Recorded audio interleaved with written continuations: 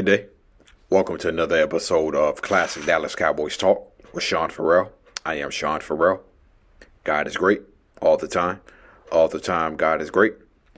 Jesus Christ died and he rose again. So let's get into it. So,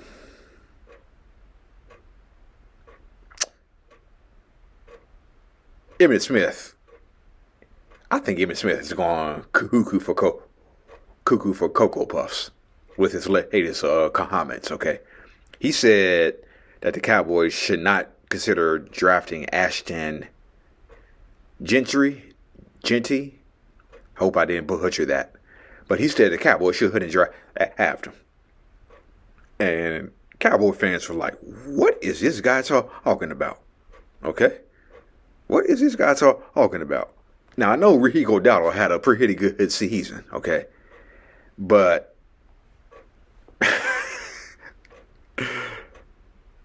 the kid from Boise State, I think he would be a 100% difference maker, okay?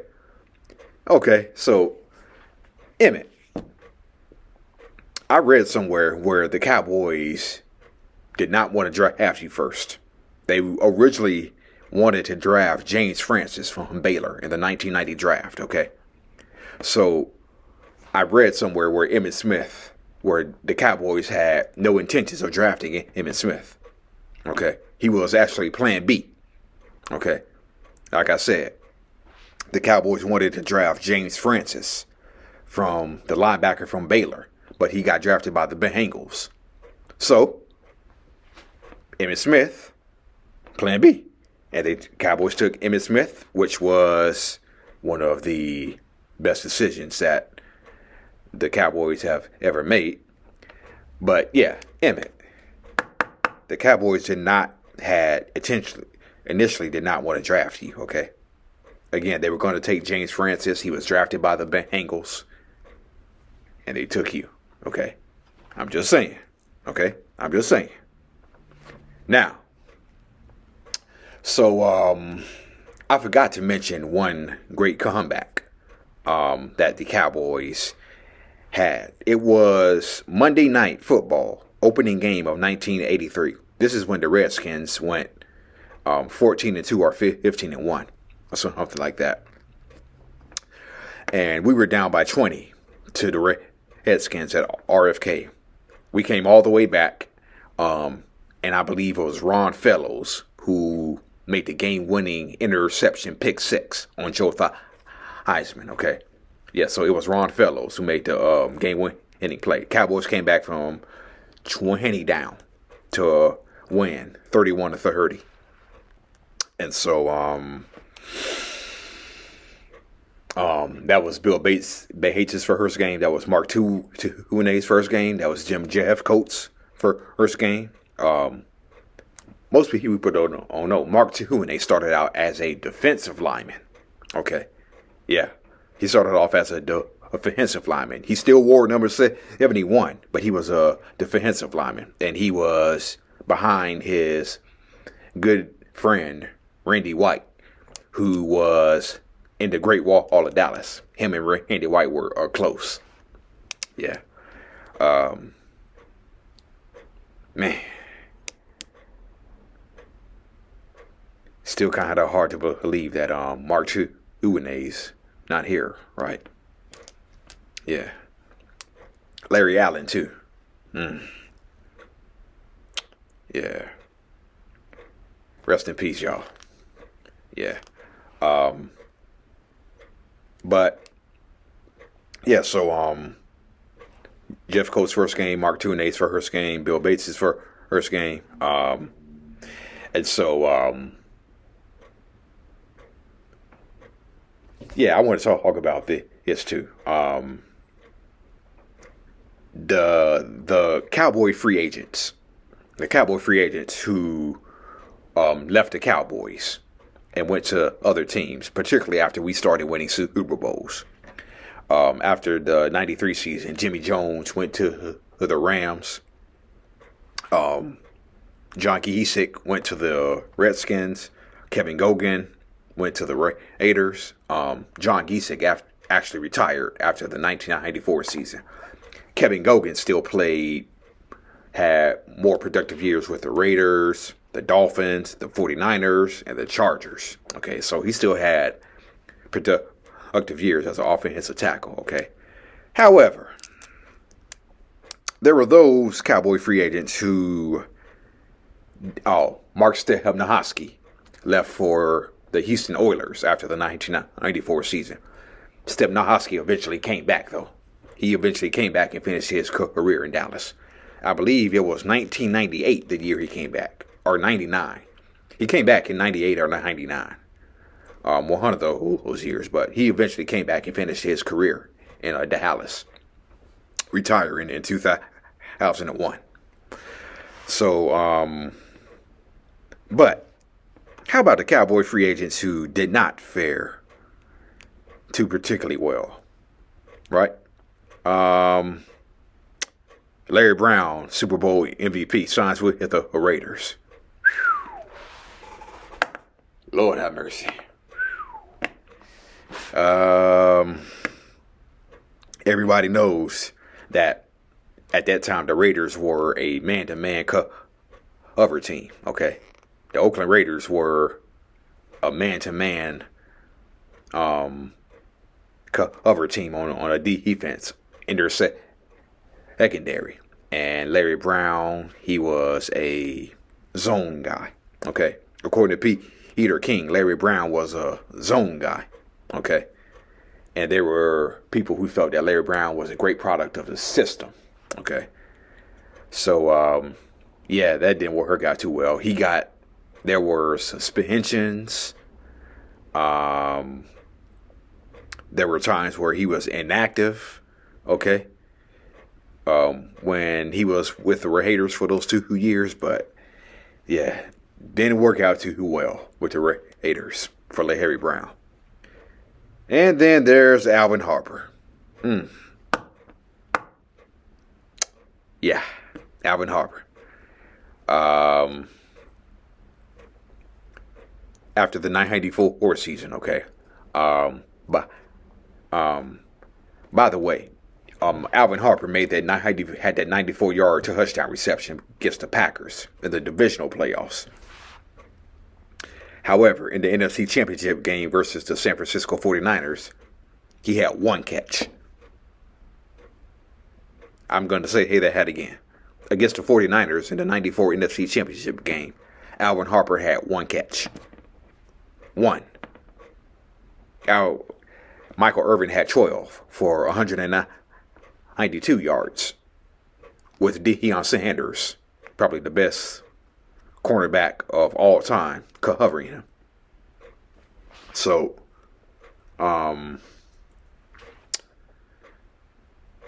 he goes to Tampa Bay. He signs a huge contract with Tampa Bay. By the way, Kenny Gant, the excellent special teams player for the Cowboys, he went to Tampa Bay too with Alvin Harper. Okay, so Gant still had a few more productive years in Tampa Bay too.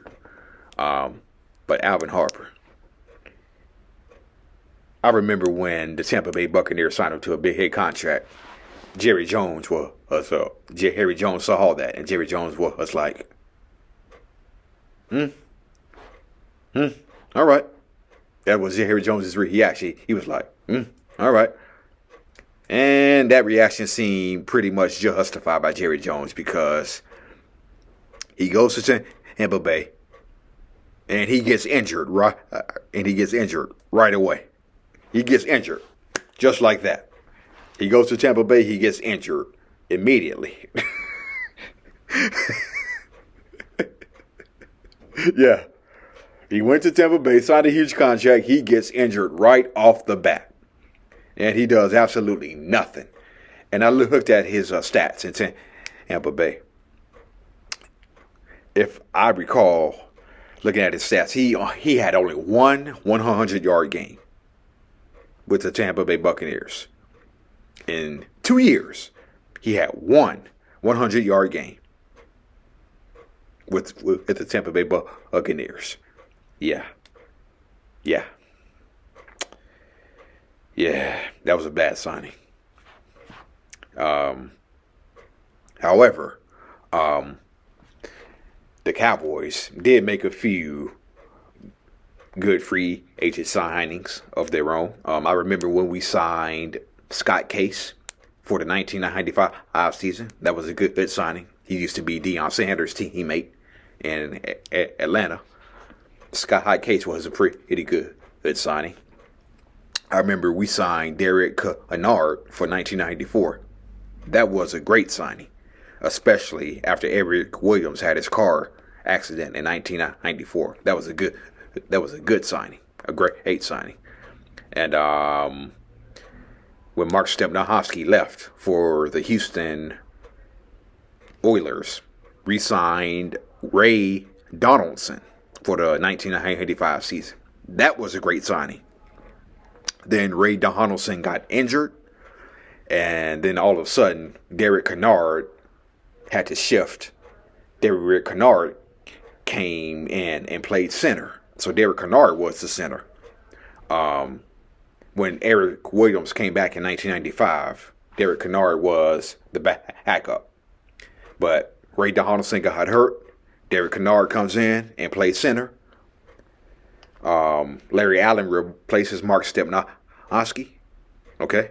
Or rather, Ray Donaldson replaced Mark Stepnohowski.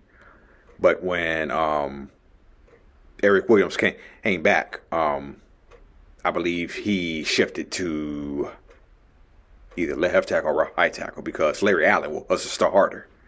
So now you had 2-A, Newton, Allen, and Kennard, and Williams, if I'm not mistaken.